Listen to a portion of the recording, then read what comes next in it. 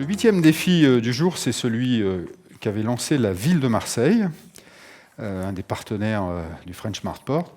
Et l'idée, c'était de promouvoir et de valoriser le patrimoine culturel maritime de Marseille, qui est important et qui est a priori mal connu. Donc j'appelle le lauréat, qui est la société Edicom, représentée par son gérant, M.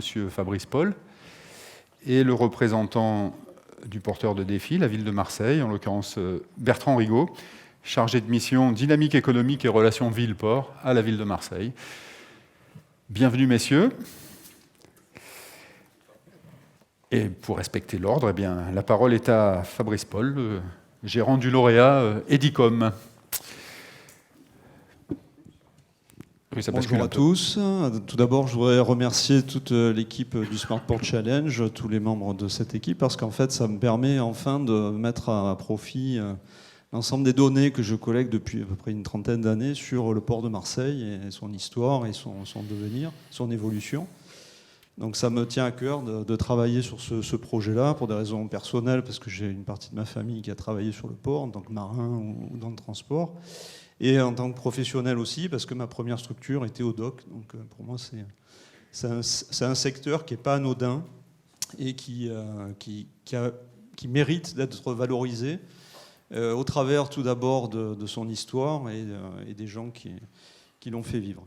Moi, d'abord, je présente la structure. Donc Edicom, c'est une société qui existe depuis 2005. Et notre objectif, c'est de créer des supports pédagogiques numériques au service des musées, au service des collectivités, des territoires, notamment auprès des plus jeunes publics pour valoriser l'histoire d'un territoire, valoriser son évolution et surtout le mettre au niveau de tous les publics, y compris les plus jeunes, et de toutes les catégories sociales, au travers de partenariats notamment avec des associations comme à Provence par exemple, où on met à profit tous nos supports numériques dans le cadre d'opérations d'appropriation du patrimoine par les scolaires.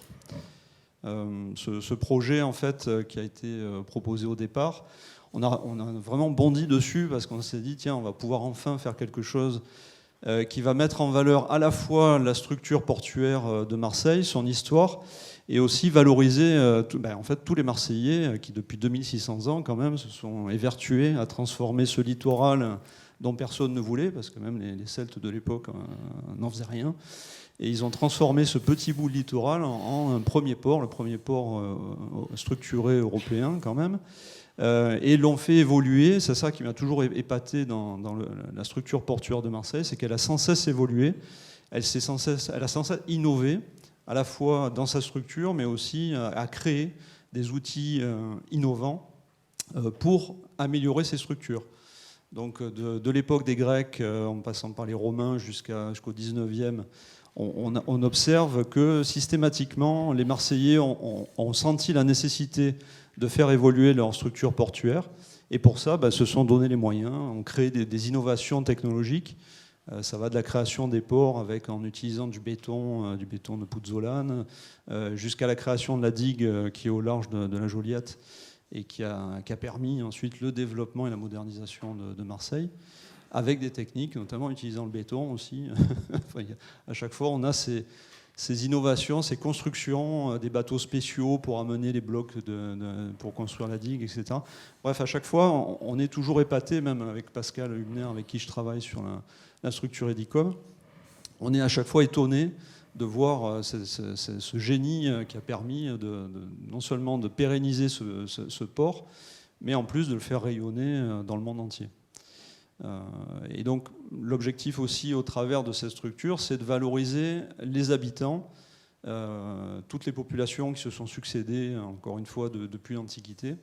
Et c'est quelque chose qui nous tient beaucoup à cœur avec Pascal, c'est vraiment de permettre de créer un outil numérique, c'est-à-dire un corpus numérique d'information, avec des outils que les gens vont pouvoir s'approprier au travers d'un espace virtuel qui sera accessible via des plaques de béton connectées. On reste sur le béton, on est sur des nouvelles technologies, mais bref, on aura quand même du béton connecté, dans lequel il y aura des espaces virtuels qui vont évoluer au fur et à mesure des travaux qui vont être produits, et qui permettront à la fois aux habitants, mais aussi aux scolaires, de créer en fait des ateliers qui leur permettront de valoriser même par eux-mêmes, puisqu'on réservera des espaces virtuels numériques à des écoles, à des classes, qui pourront déposer en fait leur production, avec l'aide évidemment d'Edicom, des associations avec lesquelles nous allons travailler, les partenaires de la ville de Marseille, qui vont beaucoup nous aider pour tout le travail de recherche.